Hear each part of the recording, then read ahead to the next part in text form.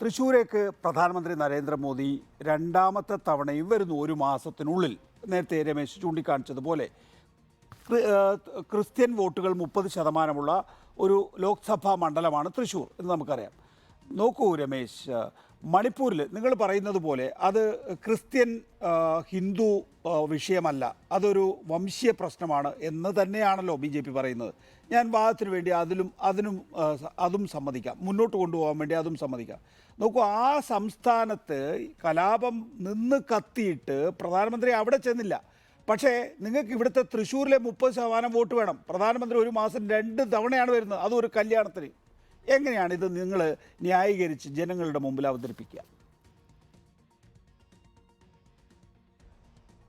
നികേഷ്, ജനങ്ങൾക്ക് അതിനെക്കുറിച്ച് കൃത്യമായ ധാരണയുണ്ട്. ഒന്ന്, മണിപ്പൂരിലെ വംശീയ കലാപമാണ്, ഗോത്രവർഗ്ഗങ്ങൾ തമ്മിലുള്ള കലാപമാണ് എന്നത് വാദത്തിന് വേണ്ടി നികേഷ് സമ്മതിക്കേണ്ട കാര്യമൊന്നുമില്ല.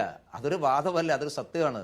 കാരണം അതിനെ സംബന്ധിച്ച് നമുക്ക് ഏറ്റവും ആധികാരികമായിട്ട് മനസ്സിലാക്കാൻ സാധിക്കുന്നത് മണിപ്പൂരിലെ ഒരു ബിഷപ്പിന്റെ തന്നെ സ്റ്റേറ്റ്മെന്റ് വന്നിട്ടുണ്ടല്ലോ. മണിപ്പൂരിലെ ബിഷപ്പ് അദ്ദേഹം തന്നെ പറഞ്ഞിട്ടുണ്ടല്ലോ, അത് ഹിന്ദു ക്രിസ്ത്യൻ കലാപമല്ല, ഗോത്ര വിഭാഗങ്ങൾ തമ്മിലുള്ള കലാപമാണ് എന്ന്.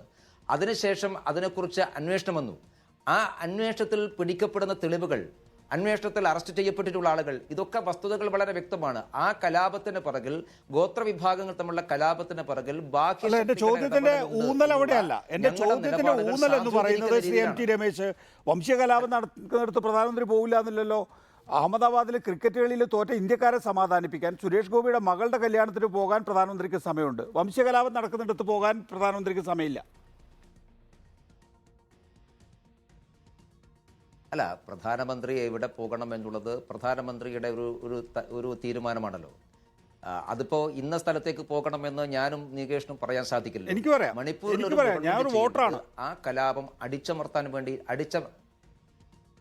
അല്ല, പറയുന്നതിന് കൂടെ കുഴപ്പമൊന്നുമില്ല, അത് തീരുമാനമാവണമെന്നില്ലല്ലോ. പറയൽ ആർക്കും അറിയാം, ഇത് ജനാധിപത്യമല്ലേ.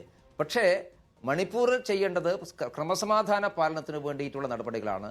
അതിനുവേണ്ടിയാണ് കേന്ദ്ര ഗവൺമെന്റ് പ്രതിനിധീകരിച്ചുകൊണ്ട് കേന്ദ്ര ആഭ്യന്തരമന്ത്രി തന്നെ 3 ദിവസം അവിടെ പോയി താമസിച്ച് ക്യാമ്പ് ചെയ്ത് ആ കലാപം അടിച്ചമർത്തിയത്.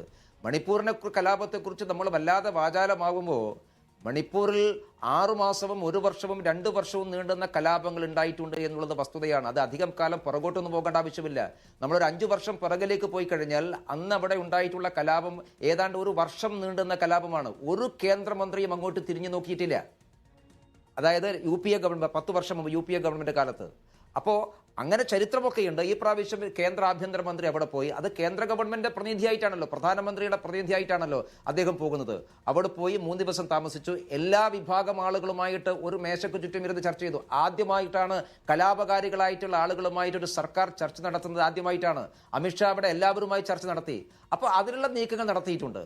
പിന്നെ പ്രധാനമന്ത്രിയെ സംബന്ധിച്ചിടത്തോളം അദ്ദേഹത്തിൻ്റെ സന്ദർശനം അത് ഒന്ന് കേന്ദ്ര സർക്കാരിൻ്റെ പദ്ധതികളുമായി ബന്ധപ്പെട്ടിട്ടുള്ളതാണ്, രണ്ടാമത്തത് രാഷ്ട്രീയ പരിപാടികളുമായി ബന്ധപ്പെട്ടിട്ടുള്ളതാണ്. അതുകൊണ്ട് അതൊക്കെ ജനങ്ങളെ ബോധ്യപ്പെടുത്താൻ പ്രധാനമന്ത്രിക്ക് സാധിക്കും. ഒരു കാര്യം ഞാൻ നികേഷെ പറയാം, നരേന്ദ്രമോദി പ്രധാനമന്ത്രിയായ സമയത്തും നരേന്ദ്രമോദി മുഖ്യമന്ത്രിയായ സമയത്തും അദ്ദേഹത്തിനെതിരായിട്ട് വലിയ ഒരു വിചാരണ ഈ രാജ്യത്ത് നടന്നിട്ടുണ്ട്. ആ വിചാരണകളെല്ലാം അതിജീവിച്ചുകൊണ്ടാണ് അദ്ദേഹം ഇപ്പോഴും സ്ഥാനത്ത് തുടരുന്നത്. ഇപ്പോഴും രാജ്യത്തിലെ 68% ആളുകളുടെ പിന്തുണയോടുകൂടി അദ്ദേഹം പ്രധാനമന്ത്രിയാവുന്നത്. അപ്പോൾ നമുക്ക് എതിർക്കാനും നമ്മുടെ അഭിപ്രായം പറയാനും സ്വാതന്ത്ര്യമുണ്ട്. പക്ഷേ ഇതെല്ലാം ജനങ്ങളെ ബാധിക്കുന്നുണ്ട് എന്നുള്ള ഒരു വല്ലാത്ത വിശ്വാസത്തിലേക്ക് നമ്മൾ പോകരുത്. അതെ, ജനങ്ങൾ ഇതെല്ലാം നിരീക്ഷിക്കുന്നുമുണ്ട്. ശ്രീ MT രമേശ്.